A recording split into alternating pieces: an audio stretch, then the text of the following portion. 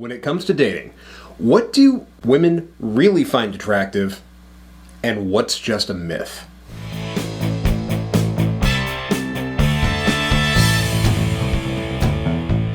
Hey everyone, Harris O'Malley from DrNerdLove.com.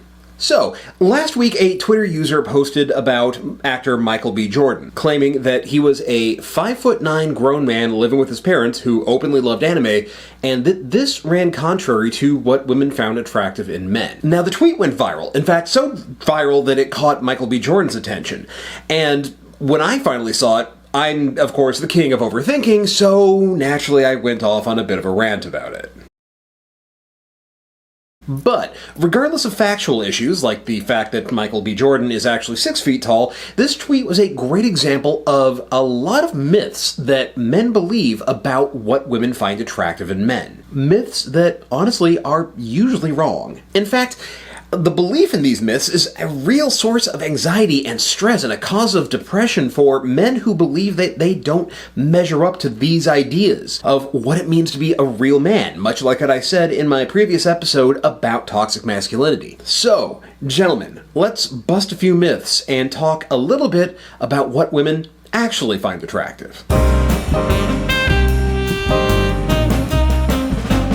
This myth comes in a lot of forms, some of which that seem actually kind of reasonable, others that are just laughable on their face, and then there are the ones that are just, have you ever actually met a woman, my dude? A lot of these ideas spring from what's known as the commodity model of sex. That is that because women supposedly don't like sex as much as men do, which incidentally is bullshit, they control the market value, as it were. They are able to control access to it and demand whatever it is they want to gain access to sex. And because women supposedly can be so choosy, this means that they can pick from the creme de la creme of men and only pick people who they feel are the best looking or have the most status or who simply can provide the best for them. This myth tends to split into one of two directions. The first is what you might call, the no scrubs rule, where if a man does not have X income, Y job, or Z material goods, then he is clearly just not desirable as a man. On the other hand, you have the more extreme belief that women are evolutionarily programmed to be gold diggers, that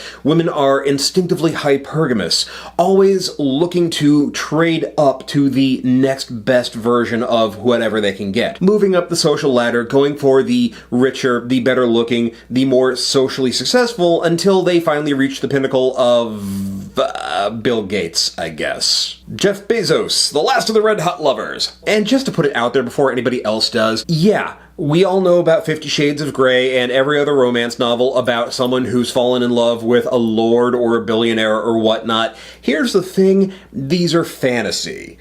People dig things in fantasy that they do not necessarily dig in real life. I love Lord of the Rings. There is no way in hell you're going to see me hiking across country and sleeping out in campgrounds. My idea of roughing it is when the Wi-Fi is slow. And also, on a strictly practical level, making your main character a billionaire or someone who is independently wealthy makes it a lot easier to write the plot. You can focus on the relationship a lot more when you're not trying to explain how they're squeezing this all in between their 10-hour shifts at work. The point is, this is all false on its face. People actually date others who are similar to them, and those similarities include educational background and social class. And in fact, at this point, there are more college-educated women than there are men out there. But hey, this is all part of the toxic masculinity package. The idea that to be a real man, you have to be the sole provider and able to give any woman the access to the lifestyle to which she intends to become accustomed. Gentlemen, some straight talk. The economy is still shit for most people. Lots of people are working shit jobs for shittier pay. And everyone's overloaded with student debt. If the only people who could get laid were guys driving Maybachs and making CEO money, nobody would be dating. Ever. And while the days of when women couldn't have bank accounts or credit cards in their own name is still within living memory for a lot of people, the fact of the matter is that 99.9% of women don't want someone to take care of them. They want to be able to take care of themselves. They're not interested in how many fat stacks you have. They're interested in whether or not you're a grown-ass adult who can handle grown-ass adult responsibilities. Don't forget, women are dealing with the same economic hardships that men are. The economy sucks for them just as much as it does for men. They're not looking for Mr. Goodbar so much as trying to keep their heads above water and really don't want to get tossed an anchor. When women are checking you out and they're curious about your job and your career, they're not looking at how fat your wallet is. They're asking questions. Do you have goals and ambitions? Are you actually making progress towards those goals and ambitions? And more importantly, are you able to cover your share of the rent and bills? Yeah, dating while you're strapped is really difficult. Nobody questions that. You have to make a lot of choices and a lot of compromises. Some of those even include moving back in with your parents, something that over a third of millennials have done. But dating when you don't have a lot of money is not impossible, nor is it a deal breaker. It's not the money, it's the drive. Your job is not the end-all be-all of what women want to know. It's just an indicator of the person that you are and the person that you're trying to be. This is another common one, and one that's not entirely wrong. After all, you can go onto Tinder or Bumble or OkCupid and find any number of women who have set their filters to filter out anyone who isn't 6 feet tall or taller. So, case closed, right? Not exactly. Now, don't get me wrong, height is attractive, but not only is it not the only thing that's attractive, it doesn't mean that anybody who is 5 foot 11.99 inches or less is just shit out of luck.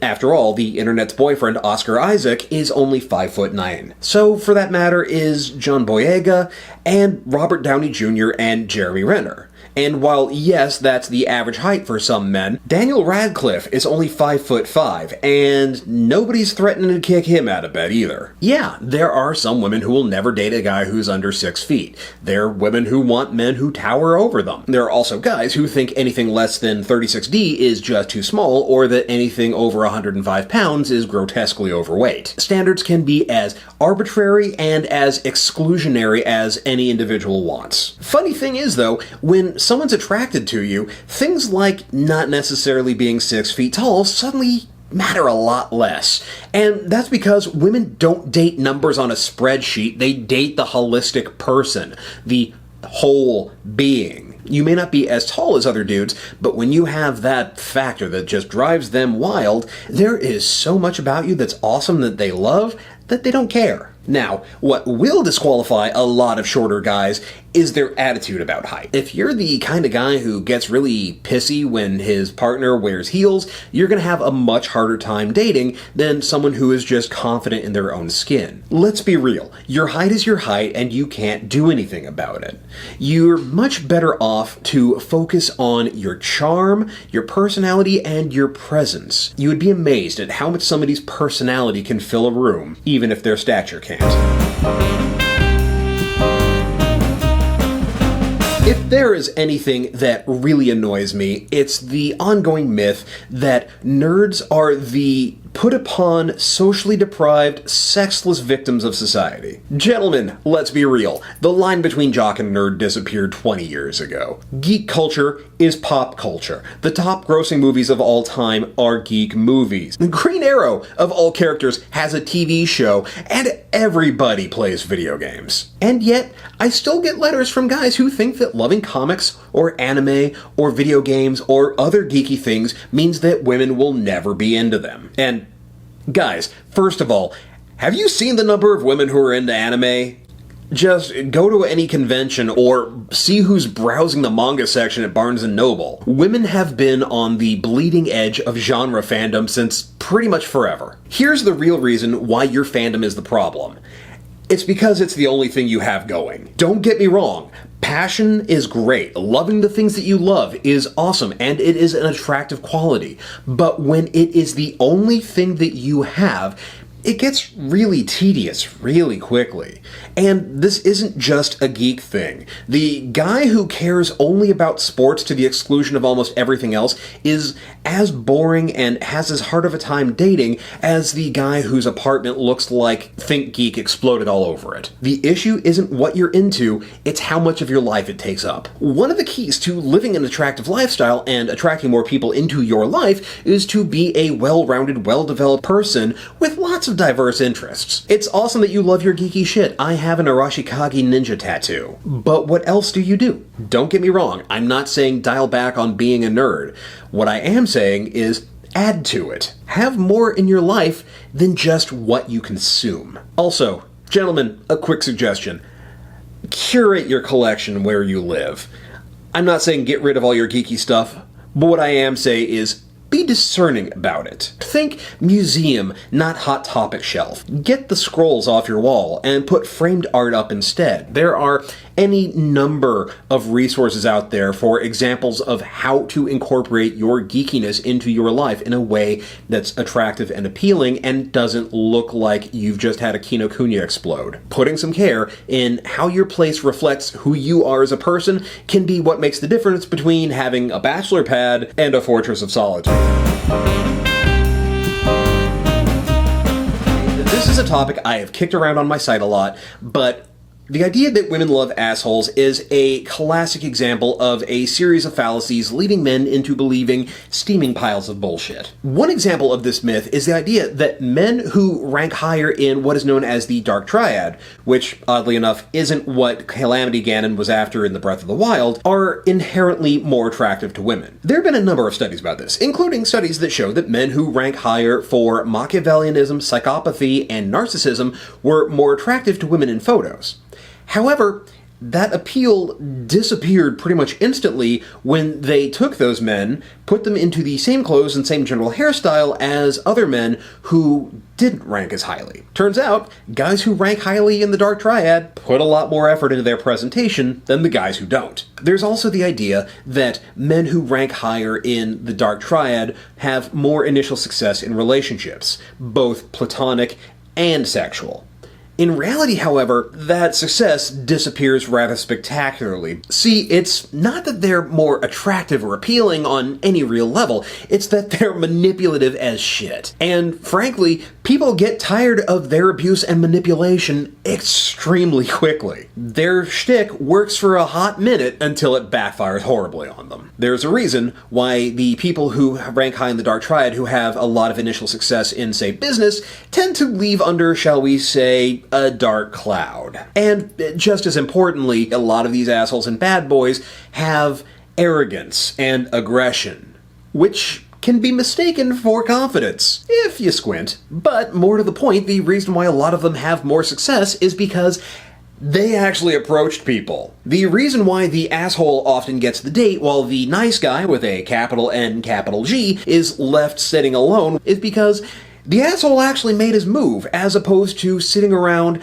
waiting for the perfect moment where they could be assured that rejection was never going to happen. And a lot of times, what you're seeing is not what's actually happening. You're not getting all the facts. The guy who looks like he can roll up on someone, be an asshole, and walk away with a number or a date is not necessarily having the success you think. You don't know that he got a working number. Nor, for that matter, do you even know that these people like him. Don't forget, women will often put up with an asshole because it's a lot easier to just play nice than it is to try to put up with the tantrum he'll throw when she tells him to fuck off. And honestly, just as often, asshole translates to guy who got what I wanted and I didn't.